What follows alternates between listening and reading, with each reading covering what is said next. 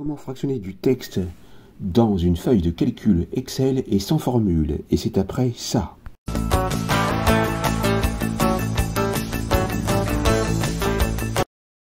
Donc ici, nous sommes sur une feuille de calcul d'un classeur Excel et nous voulons réaliser la même chose qu'ici. Je vais vous montrer donc comment faire. On va supprimer toutes ces données et on prendra des données différentes, mais ça sera pratiquement la même chose. On verra donc le cas particulier avec donc un prénom et un nom, et avec des noms composés à la condition sine qua non, bien sûr, que vous ayez les mêmes types de délimiteurs. Donc, ici, je prends tout ça.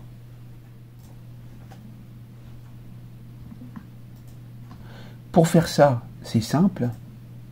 Vous vous mettez en A1. Vous appuyez sur la touche Shift qui représente une flèche montant vers le haut située juste au-dessus de la touche Contrôle, nommée CTRL de votre clavier. Vous maintenez la touche Shift et vous appuyez sur la dernière des trois. Ça sélectionne tout.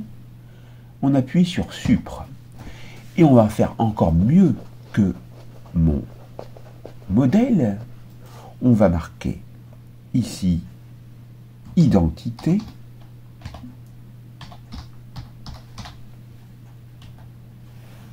prénom,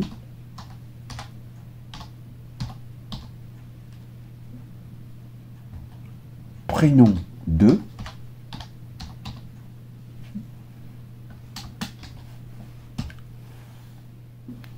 nom.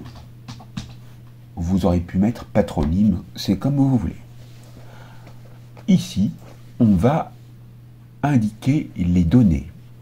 Donc les données, par exemple, Jean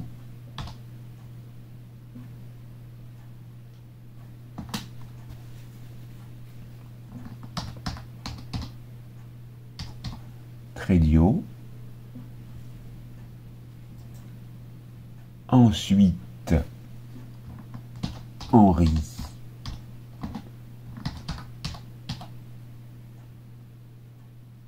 Junior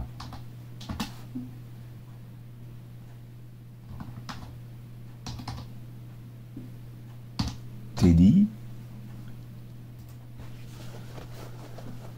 Ensuite,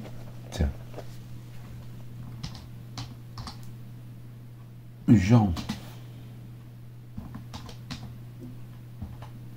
Paul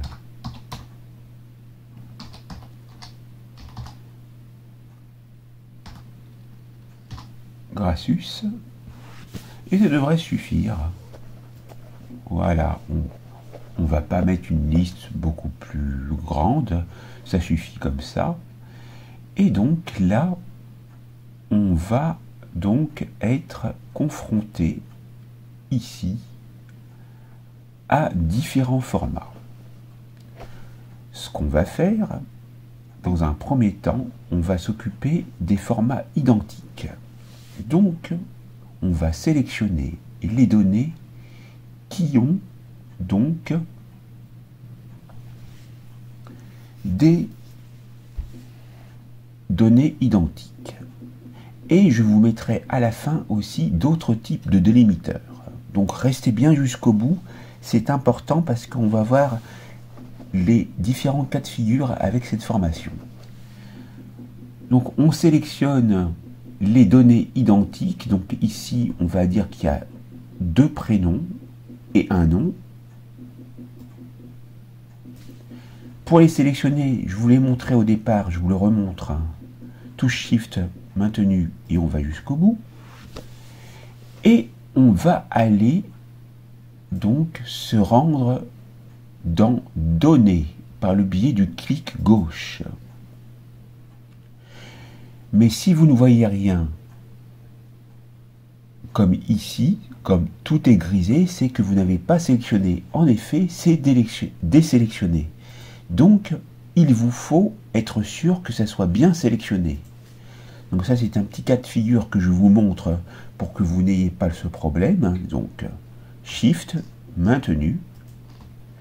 Et là, dans Données, les différentes fonctions sont visibles, dont la fonction qui nous intéresse, qui est convertir par le biais du clic gauche. Lorsque vous laissez le curseur dessus, vous voyez que vous allez pouvoir fractionner une colonne de texte en plusieurs colonnes. Par exemple, vous pouvez diviser une colonne de nom complet en deux colonnes distinctes, prénom et nom. Vous pouvez choisir le mode de fractionnement, largeur fixe, ou fractionnement à chaque virgule, point ou autre caractère. Et c'est cette dernière partie que je vous montrerai à la fin, mais pour ma part, je vais sur convertir.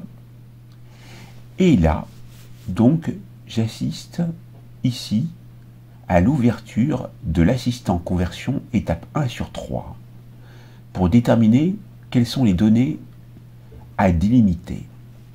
Ici, vous voyez que vos deux données apparaissent dans l'aperçu et qu'il va falloir utiliser ici un délimiteur des caractères tels que des virgules ou des tabulations, etc. Donc, on va aller sur suivant par le biais du clic gauche. Et là, il ne s'agit pas de virgule, mais d'espace.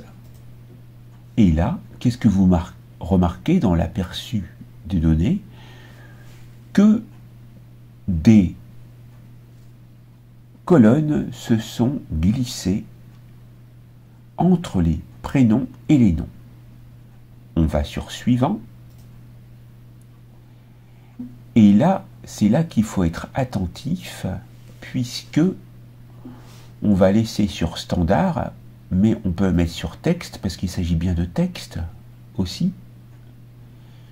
Mais surtout, là où il faut être vigilant, c'est indiquer la bonne destination. On ne va pas donc remplacer ce qui est en A3, A4 dans A3, A4. On va le mettre dans B3, B4. À partir de B3, B4, c'est-à-dire que la première cellule qui nous intéresse pour mettre le résultat, c'est bien la cellule adjacente à la cellule A3, donc celle où il y a le prénom. Donc, on se met juste avant le A par le biais du clic gauche et on appuie sur la touche Supre du clavier. On appuie sur B.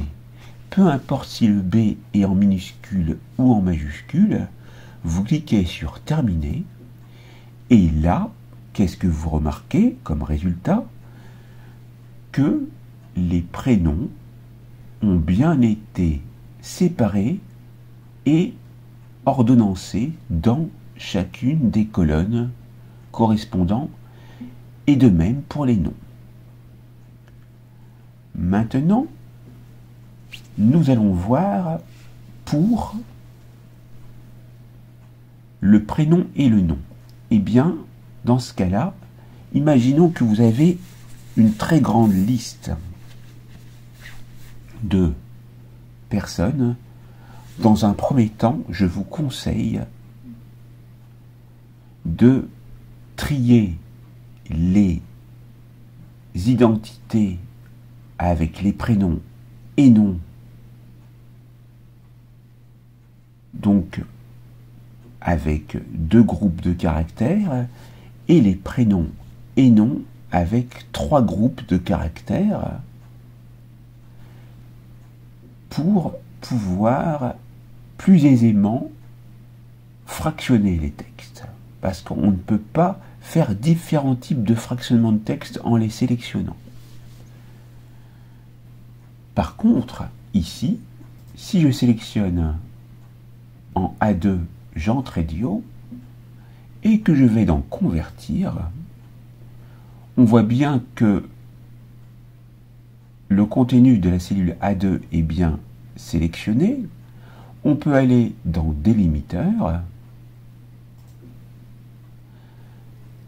qui est bon. Ici, il s'agit bien d'un espace. Suivant. On se met en B2. On est bien d'accord, je vous ai montré pourquoi tout à l'heure. Terminé. Et ça fonctionne, mais on va se retrouver face à un souci. C'est la raison pour laquelle, ici, donc, vous devez faire un fractionnement pour ceci dans une autre feuille, par exemple, où vous aurez seulement le prénom et le nom, ou alors, si vous n'avez qu'un seul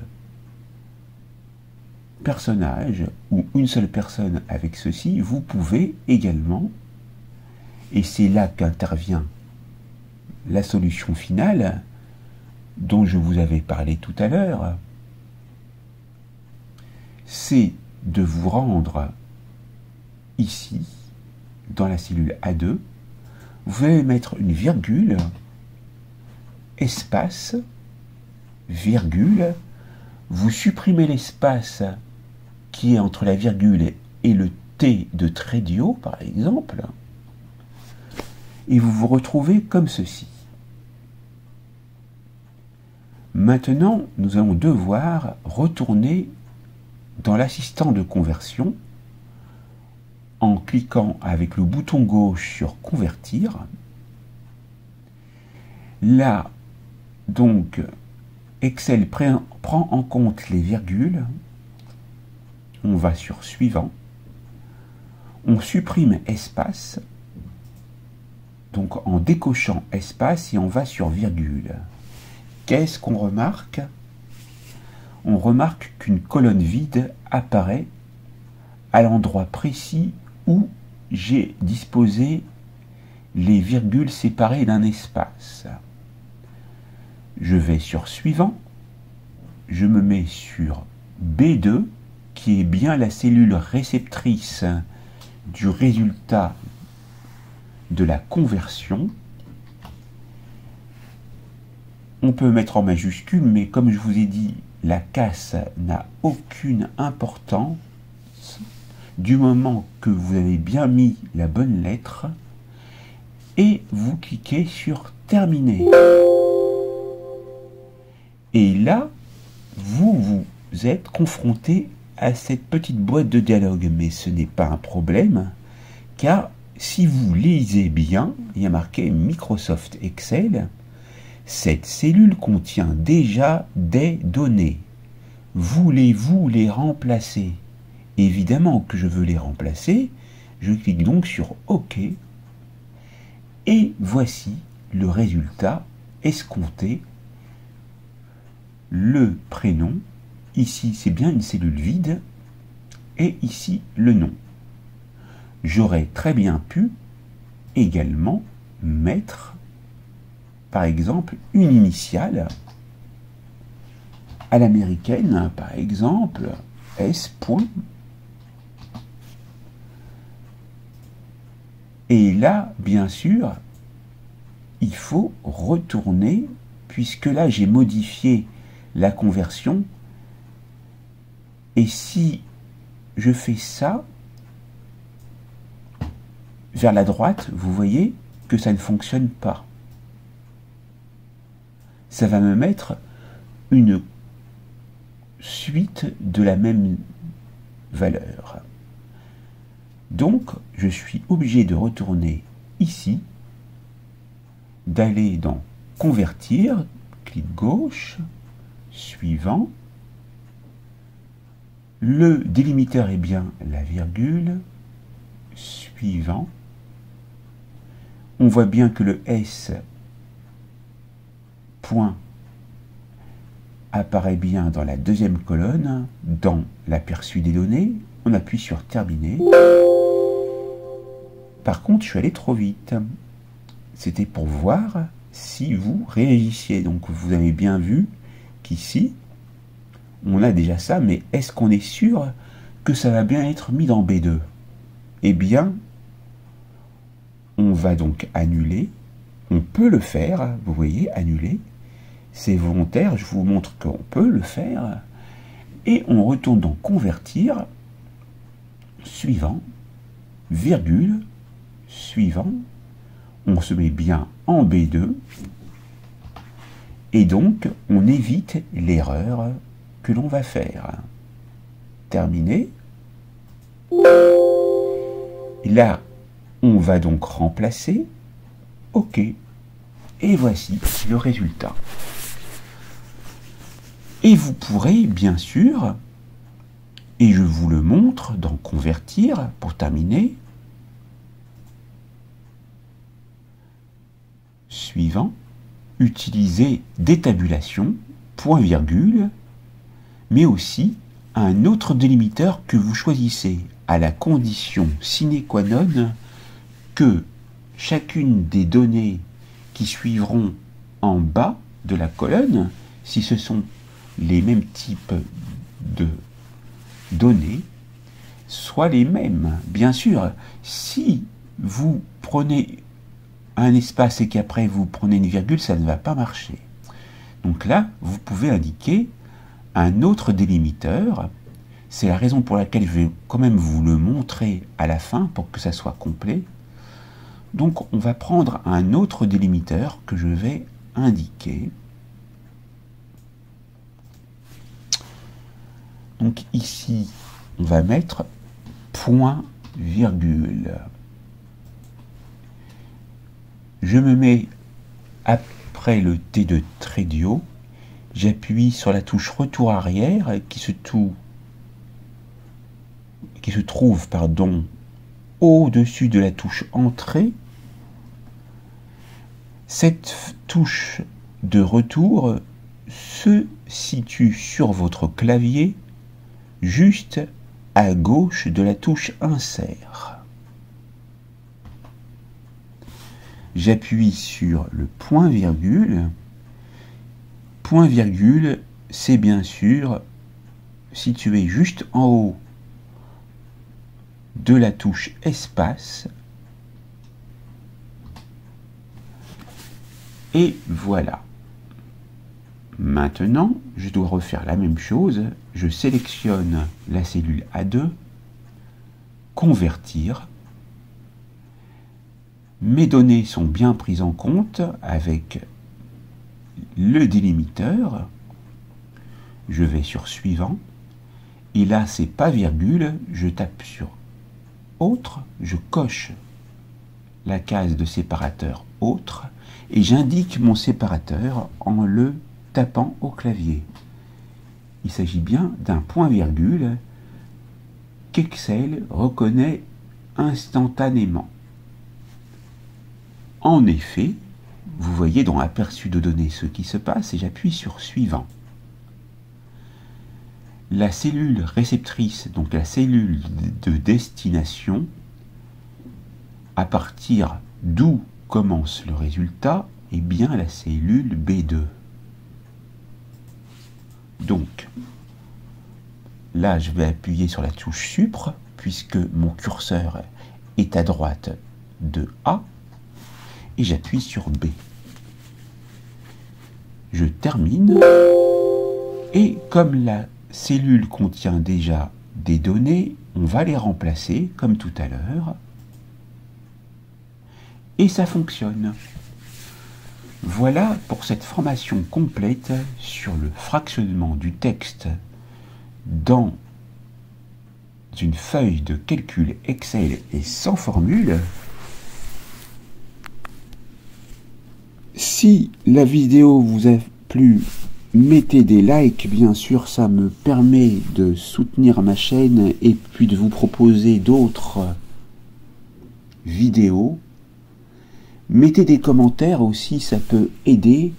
Si vous n'avez pas compris, je suis là pour vous aider. C'est uniquement mon but.